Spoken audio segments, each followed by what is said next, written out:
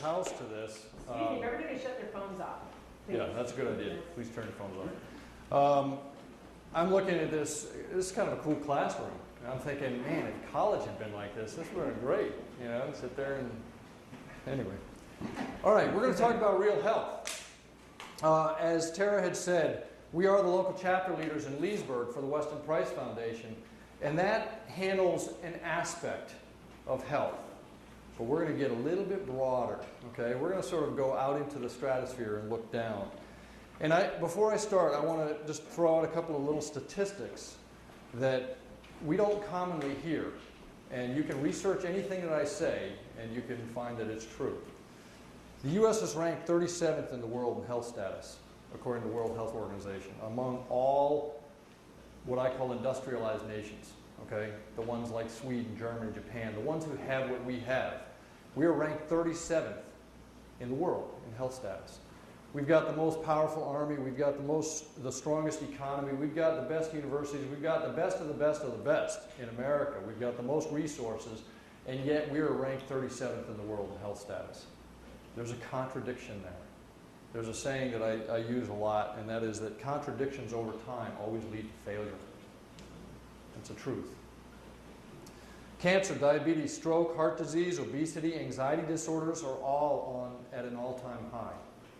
They've all increased exponentially over the last 50 years. And this is despite billions of dollars being spent on each disease every year. The fastest growing age group of cancer patients in the U.S., fastest growing age group is between age 1 and 5. That's scary. Medical intervention is the 4th ranked cause of death in the United States. We're talking medical intervention for things that are conventionally thought to be, this is the way you treat things, okay? I'm not talking about, poor diagnosis and overdose of drugs. I'm talking about the appropriate medication or surgery for the appropriate disease as we know it now. Last year, over 112 million people were prescribed some sort of a psychotropic drug like Paxil, Prozac.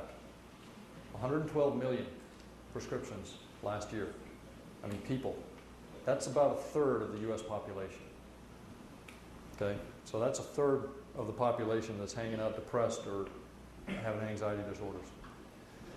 It has been predicted by a lot of medical experts that this current generation of kids, my child's generation, he's 12, is going to be the first generation in history not to outlive their parents.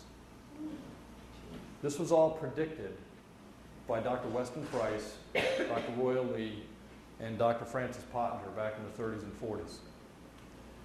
So frankly, folks, the canary has died in the coal mine. It's not that the canary is in the coal mine and we're watching it die. It's already dead. Okay?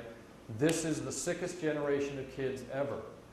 And Tara, as she said, her little company kind of found her. She wasn't ready for this. She's got 2 kids. She's doing all this other stuff. Her husband travels all over the world doing his shows and entertaining, and she's really busy. However, there's an imperative. And that's what our imperative is. And that we need to change this. We need to change this. And how do we change this when every advertisement that you look at or every hour news program you look at, you can see at least 10 ads about drugs, right? They're talking about drugs, they're talking about cars, they're talking about insurance. There's kind of a triad there of who's got a grip of our brain, in my opinion. Okay? It's obvious that these statistics show that there's a very serious health crisis in this country. And unless we step back and look at it, most of us are just kind of dealing with it. We're in the thick of it. Okay? But get out of the pea soup a little bit and take a look around. Look at these statistics and then start planning a way to escape that. Okay? That's what I'm going to hopefully help you with. A good definition of insanity is doing the same thing over and over and expecting different results, and yet we continue to do that. We continue to poison, cut, and burn, poison, cut, and burn, poison, cut, and burn. If this drug doesn't help, okay, let's try this drug. Oh, better yet, we'll try them both in combination. We have no idea what that's going to do, but it's got to help. Right? Now, I want to be very, very clear. I am not anti-drug or surgery at all. As you'll find out later, I come from a medical background. I'm not anti-drug and surgery. I'm in the absolute appropriate use of those things, and they have their place. Okay? Restoration of health is my job. Saving people's lives from acute trauma and things like that is the medical profession's job. That make sense? The list that I mentioned, however, the diabetes, the heart disease, stroke, cancer, all of those, guess what? You may not believe it, but they're all preventable. Every single one of them is preventable. It's a fact.